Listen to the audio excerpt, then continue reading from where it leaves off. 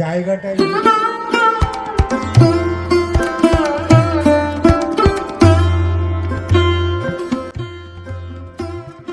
Good morning প্রিয় বন্ধুরা, তোমরা সকলে কেমন আছো? আশা করছি প্রত্যেকেই খুব ভালো আছো। তোমাদের ভালোবাসা ও আশীর্বাদে আমরাও প্রত্যেকে বেশ ভালো আছি। তোমাদের সবাইকে আমার আর একটি নতুন ভিডিওতে অনেক অনেক স্বাগত। আশা করি আজকের ভিডিওটা তোমাদের খুব ভালো লাগবে। আর আজকে তোমাদেরকে কিন্তু একটা জায়গায়ও নিয়ে যাব, আশা করছি সেখানে গেলে তোমাদেরও খুব ভালো লাগবে। তার জন্য কিন্তু আজকের ভিডিওটা তোমাদেরকে ফুল দেখতে হবে।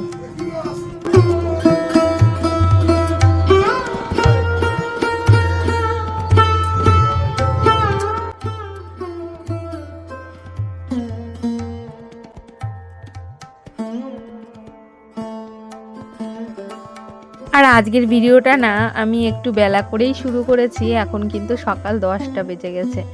রান্নাবান্না সব কমপ্লিট হয়ে গেছে আমার। রান্নাবান্না করার পরে তারপরে এই যে গ্যাস ওভেনটা সুন্দর করে মুছে নিলাম। তারপরে অনেকগুলো থালা বাসন ছিল, সেগুলোও কিন্তু কলপাট থেকে মেজে নিয়ে এসে সবগুলো জায়গা মতো ঠিকঠাক সাজিয়ে গুছিয়ে রাখলাম। তারপরে কিন্তু এই যে কলপাড়ে চলে এসেছি, জল নিয়ে যাব, ট্যাপে যেহেতু ঢালতে হবে তার জন্য। আর এই যে সকাল টাইমে কিন্তু আমি 2 বালতি জল ঢেলে দিই, তারপরে কিন্তু আবার বিকালবেলার দিকে আবার 2 বালতি ঢালতে হয়। তাহলে কিন্তু সারাদিনের রান্নাবান্না এবং পরের দিন সকালের জন্য কিন্তু জল রেডিই থাকে। আর নইলে আবার পরের দিন সকালে কিন্তু জলের টানাটানি পড়ে, ওই জন্য 2 বার করেই জল দিই। তারপরে এই যে জলটা ঢেলে নিলাম। তারপরে রান্নাঘরে সমস্ত কাজবাজ আমার হয়ে গেছে। তারপরে চলে আসলাম বিছানাটাকে তুলতে। আর ওদিকে কিন্তু আমার সঙ্গে আমার মেয়েও আছে। আমার মেয়েও ওদিকে ওর জামাটা ভাঁজ করছে, আর আমি এদিকে বিছানার কাঁথাগুলো সমস্তটাই কিন্তু ভাঁজ করে নিচ্ছি।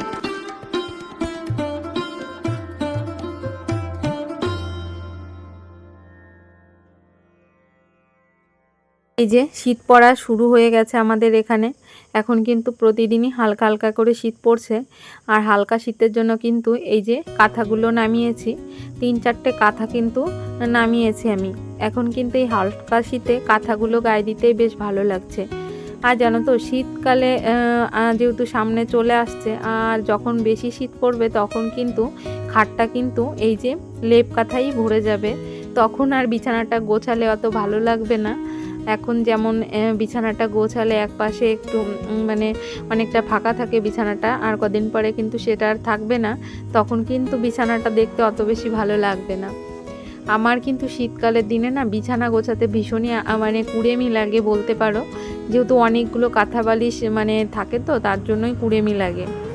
আর তোমাদের সঙ্গে কথা বলতে বলতে কিন্তু আমি এই যে খাটটা মুছে নিয়েছি। তারপরে এই যে আমি এই জানলাটা আর এ পাশটাও মুছে নিলাম।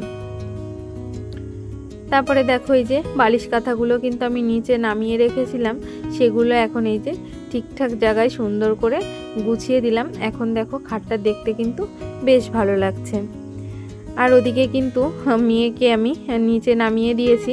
বললাম, মা তুমি নিচে খেলা করো, আমি বিছানাটা সুন্দর করে আরেকবার একটু ঝেড়ে টান টান করে নিই। আর দেখো টান টান থাকলে কিন্তু বিছানা চাদরটা দেখতে কিন্তু বেশ ভালো লাগে। তারপরে চলে যাব ওই যে সামনের যেই র্যাকটা আছে ওই র্যাকটাও গুছিয়ে নেব।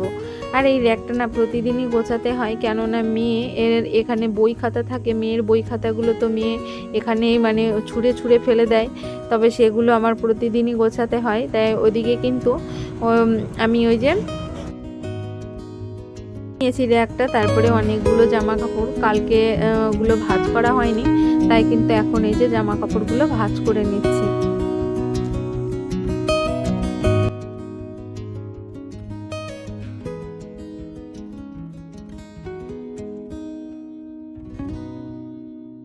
সত্যি কথা বলতে আমি কিন্তু ভীষণই ঘরকুনো একটা মেয়ে। আর এই ঘরকুনো স্বভাবের মেয়ে বলেই কিন্তু ঘরটাকে এভাবে সুন্দরভাবে পরিপাটিভাবে গুছিয়ে রাখতে পারি। আর আমার নিত্যদিনের কাজকর্ম কিন্তু আমি প্রতিদিনই গুছিয়ে করার চেষ্টা করি। আর আমি কিন্তু প্রতিদিনই সেটাই তোমাদের মাঝে প্রেজেন্ট করি। আর যারা আমার প্রতিদিন ভিডিও দেখবে তারা নিশ্চয়ই বুঝতে পারবে আমি কিন্তু সারাদিন এই সংসারে কাজকর্মই তোমাদের সামনে শেয়ার করি। আর আমি বাইরে মানে ঘর থেকে বাইরে কিন্তু খুব কমই বেরোই। মানে কি বলবো তোমাদেরকে, আমি কোথাও ঘুরতে খুব কমই বেরোই, বাড়িতেই থাকি, বাড়ির কাজকর্ম করি। আর এটা করতে আমার ভালো লাগে। আর নিত্যদিনের কাজকর্ম কিন্তু আমি নিত্যদিনই করে ফেলার চেষ্টা করি গুছিয়ে। আমি কাজ কখনোই জমা করে রাখি না, আর কাজ কিন্তু আমি কখনোই ফেলে রাখি না, অগোছালো করে রাখি না। এটা রাখতে আমার ভালো লাগে না। আর আমি এই ঘরকে অগোছালো করে রাখতেও কিন্তু পছন্দ করি না। আমার খুব ভালো লাগে ঘর সংসারের কাজগুলোকে গুছিয়ে করতে, নিখুঁতভাবে করার চেষ্টা করি। জানি না কতটা কি পারি, তবে চেষ্টা করি সুন্দরভাবে গুছিয়ে করতে। আর তোমরা যারা আমার ভিডিও দেখো তারা নিশ্চয়ই বুঝতে পারবে আমি কিভাবে আমার ছোট্ট বাচ্চাটাকে নিয়ে ঘরের কাজগুলো করে থাকি। আর সব থেকে বড় কথা, আমি কিন্তু ঘর বাড়ি গোছাই আমার নিজের চোখে ভালো লাগার জন্য। অন্যরা এসে যে আমার ঘরে এসে বলবে যে তোমার ঘরটা খুব সুন্দর লাগছে, সেই লোভে কিন্তু আমি ঘরদোর গুছাই না। আমার মন থেকে ঘর গোছাতে ভালো লাগে, তাই কিন্তু আমি প্রতিদিনই শত ব্যস্ততার মধ্যেও কিন্তু নিত্যদিনই ঘরটাকে সুন্দরভাবে গুছিয়ে পরিপাটি করে রাখতে পছন্দ করি। অনেক বক বক করলাম, অনেক কথা বললাম, অনেকগুলো কাজও কমপ্লিট করলাম। তারপরে দেখো এই যে এক ঢপ জল, এটা কিন্তু আমি উপর দিলাম। আর এখন এই যে জলটা ভরে নেব। জলের বোতলগুলো ভরার তোমাদের সঙ্গে শেয়ার করা হয়নি, অনেক 3-4টে জলের বোতল ভরে রেখেছি। তারপরে কিন্তু আমি আমার ঘরটাকে এখন মুছে নিচ্ছি। এখন ঘরটা মুছে তারপরে চলে যাব স্নান করতে। আর দেখলাম যেখানে সামান্য একটু ঝুলঝাল পড়েছে সেগুলোও কিন্তু আমি হাত দিয়েই পরিষ্কার করে নিলাম। যেহেতু আজকে মঙ্গলবার, আমি কিন্তু মানে ঝাঁটা পিছে কোনো কিছু মানে ঝুলঝাড়া ঝাড়ু দিয়ে কিন্তু কোথাও লাগাইনি, মানে হাত দিয়ে যেটা পেরেছি মানে যেটা মোছার মতো সেটা কিন্তু আমি মুছে নিয়েছি। আমি কিন্তু ওই ঝাঁটা পিছে দিয়ে ঝাড়িনি, যেহেতু আজকে মঙ্গলবার। আর আমি মঙ্গলবারের দিন কিন্তু ঘরের ঝুলঝাল ঝাড়ি না। দেখো তোমাদের সঙ্গে কথা বলতে বলতে খাটের ভিতরটাও কিন্তু মানে খাটের তলাটাও কিন্তু অনেকটা সময় ধরে পরিষ্কার করে নিলাম। আর আমি প্রতিদিন এরকম মানে খাটের তলাও কিন্তু সুন্দর করে পরিষ্কার করে নিই। তারপরে রান্নাঘরটাও সুন্দর করে মুছে নিলাম।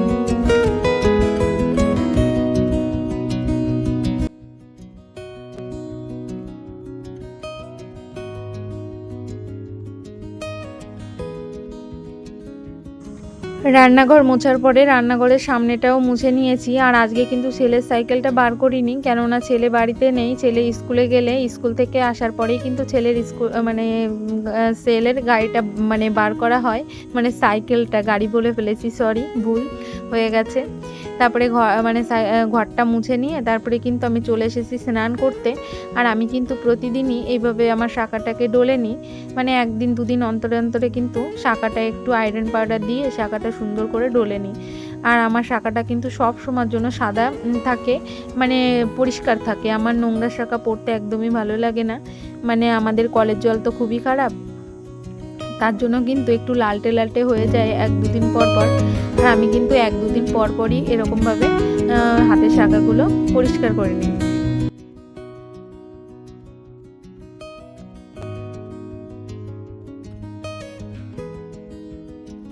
তারপরে আমি কিন্তু আবারও চলে এলাম তোমাদের সামনে। আমার কিন্তু স্নান করা হয়ে গেছে, আর আমি মাথা চুলটাও আঁচড়ে নিয়েছি। জানো তো বন্ধুরা, আমার একটা খুবই সমস্যা হচ্ছে, এই মুখের কথাই তোমাদেরকে বলছিলাম, সেটা আর তোমাদেরকে মানে আমি শোনাতে পারলাম না।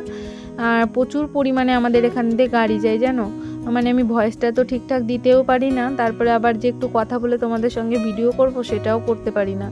যেহেতু এতটা যানজটের মধ্যে আমি কিন্তু তোমাদেরকে আমার ভয়েসটা শোনাতে পারিনি, তাই এই যে আমি কিন্তু ভয়েসের মাধ্যমেই বলছি। আমার মুখে না ওই যে মেস্তা বলে না, সেটা পড়েছে।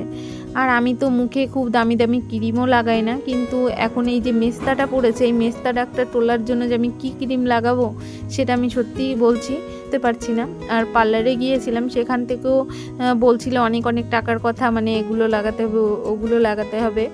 আর ওগুলো আমার কাছে মানে আমার সাধ্যের বাইরে ছিল, তার জন্য কিন্তু আমি করিনি। অনেকগুলো টাকার কথা বলেছিল, তার জন্য সেটার খরচ করিনি। মেন কথা হলো এটা। তাই তোমাদের মধ্যে যদি কারো জানা থাকে যে মেস্তাটা তোলার জন্য এই ক্রিমটা খুব ভালো, তাহলে কিন্তু তোমরা আমাকে কমেন্ট করে জানাতে পারো।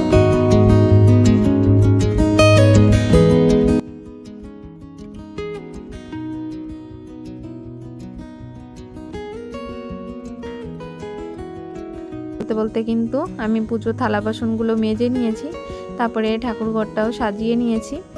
এখন কিন্তু এই যে তুলসী গাছে জলটা অর্পণ করব।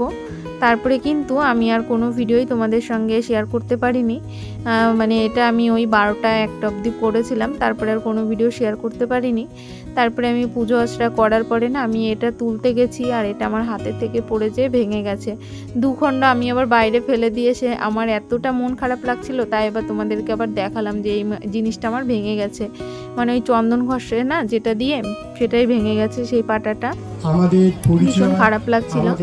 তারপরে আবার কি করব, খারাপ লাগলে তো হবে না। আমার ছেলের আবার পারফর্ম ছিল, আর এটা কিন্তু বইমেলা, আমরা কিন্তু বইমেলায় চলে এসেছি।